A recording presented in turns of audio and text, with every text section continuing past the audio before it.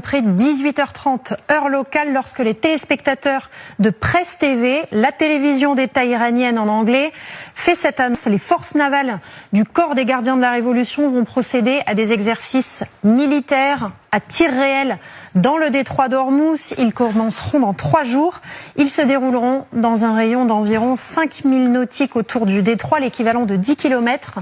L'Iran annonce des exercices militaires dans sa côte où participeront la Chine et la Russie. Ah oui, l'heure est très grave.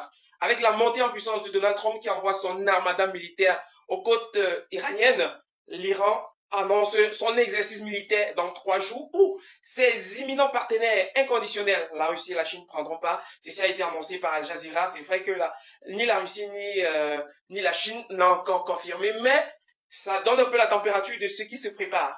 Je suis Monsieur l'Africain pour analyser l'actualité avec vous. Si vous ne l'avez pas encore fait, abonnez-vous, car ce qui se joue actuellement en Iran, c'est le futur des peuples libres du monde qui est menacé.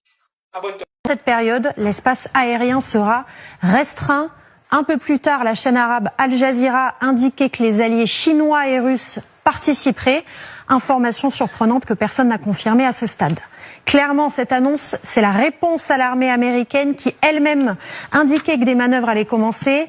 Armée contre armée, manœuvre contre manœuvre, c'est un cran de plus dans la tension.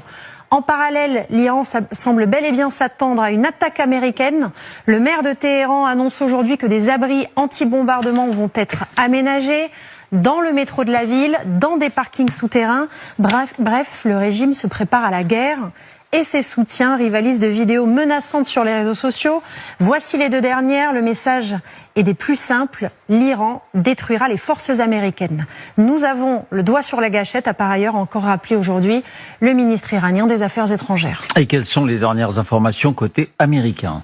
Eh bien, la tonalité générale de la presse qui s'appuie sur des témoignages anonymes, c'est que le scénario des bombardements semble désormais le plus probable. Le président Donald Trump évalue une frappe majeure contre l'Iran, indique par exemple CNN. L'agence de presse Reuters se fait plus précise encore. Elle évoque des frappes ciblées contre les forces de sécurité et les dirigeants afin d'encourager les manifestants. Alors, faut-il y voir un signal? Washington continue en tout cas de muscler son armada au Moyen-Orient avec l'arrivée ces dernières heures d'un nouveau destroyer lance-missile Tomahawk, ce qui porte le total à 10 navires de guerre dans la zone. Un nouvel avion de surveillance électronique pour la collecte de renseignements est également arrivé.